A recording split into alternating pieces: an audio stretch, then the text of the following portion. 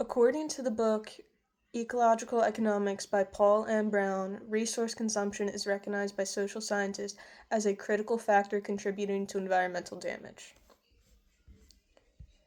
With the holiday season coming up, a lot of us are shopping a lot more than we normally do at stores we don't normally shop at. Whether it's online or in person, this time of year we find ourselves not only spending a lot more money, buying a lot of stuff, but also being advertised to a lot more by companies. Seems like every website you go on, every commercial you see, even apples in the grocery store, all have ads on them for some type of product or show or streaming service that you just have to have.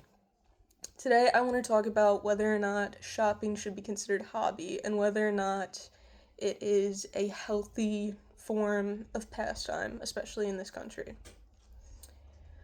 Many people will spend their days, wandering the halls of Target or TJ Maxx or online clothing stores like Shein or Amazon and buying a lot more things than they need. How much clothing do you think the average American needs to buy a year? How much do you think the average American needs to spend on non-essential items? How many cups do you think that the average American should own? We find ourselves, especially now in these very challenging times, it seems like anytime you turn on the news or TikTok or Instagram or any form of social media, you're bombarded with terrible news about things that you cannot control or change. So it's pretty understandable to kind of want to go into a safer, less controversial, more simple side of the internet. And a lot of people find themselves on the side of the internet that is mainly shopping. Shopping hauls, ads for clothing, ads for cups, ads for subscriptions. And although it is too much and people are spending too much, it's pretty understandable that you want to see, kind of lighter things. It's a lot easier to wander the aisles of Target than it is to, read the news nowadays. So I want to talk about people identifying with brands. Many brands give people the idea that, if they buy their products, they're somehow cooler or more interesting or more worldly than people who don't have their products.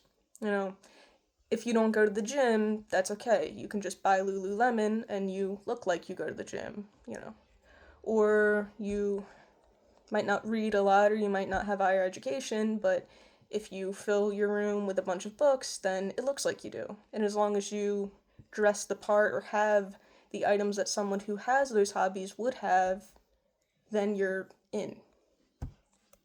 This obviously doesn't actually make sense, Buying workout clothes doesn't make you athletic, going to the gym does. But these companies want people to feel special so that they can make more money, and they're succeeding. Another thing that I want to talk about is fast fashion. Fast fashion has gotten a lot worse in recent years. It used to be that people only bought 7 or 8 new items of clothing a year. That has gone up a crazy amount. People are buying 10 new items of clothing a month. And they're not even getting the chance to wear a lot of it before it completely is destroyed because of how bad products are made now.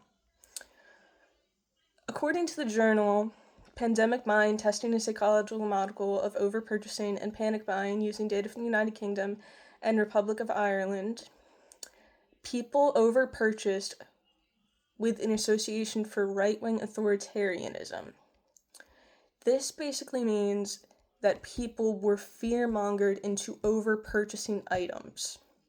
Why would people want others to repurchase items? So that these companies can make more money.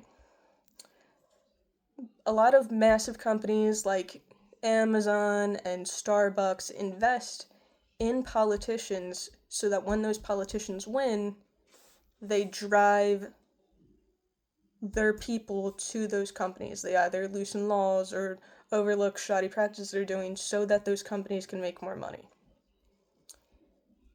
That is obviously a negative thing, but also kind of something that we can't do anything about right now.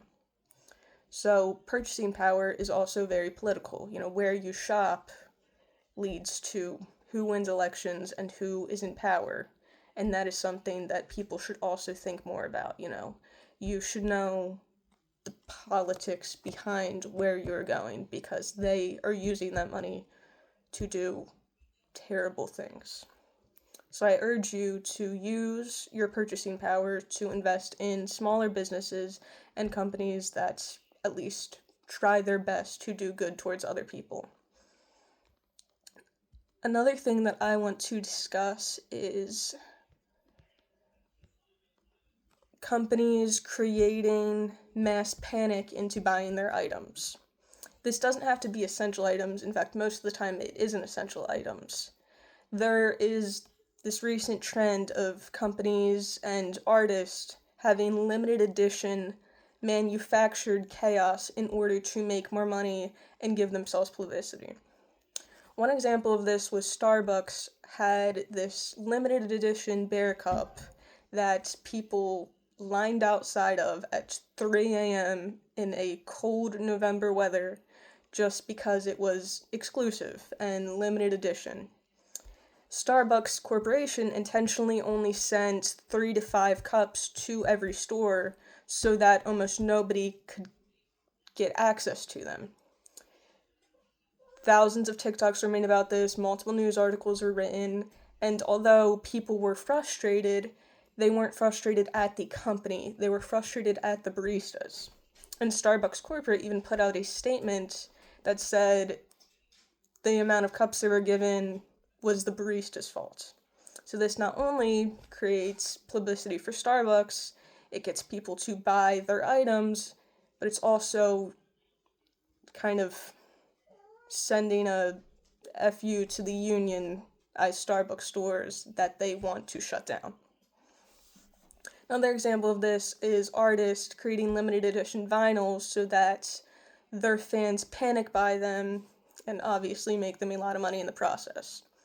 I know for Taylor Swift's recent album titled The Life of a Showgirl, she had, I want to say, about 10 vinyls for this album that were all limited edition and only available for 24 hours. This obviously caused her fans to panic buy them because they knew that they were never going to get them again and drives money into her pockets and the pockets of people who make her vinyls.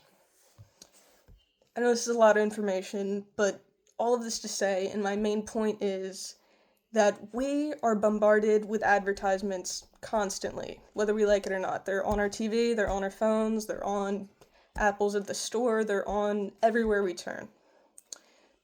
But what I urge you to remember is that we basically do not need anything new.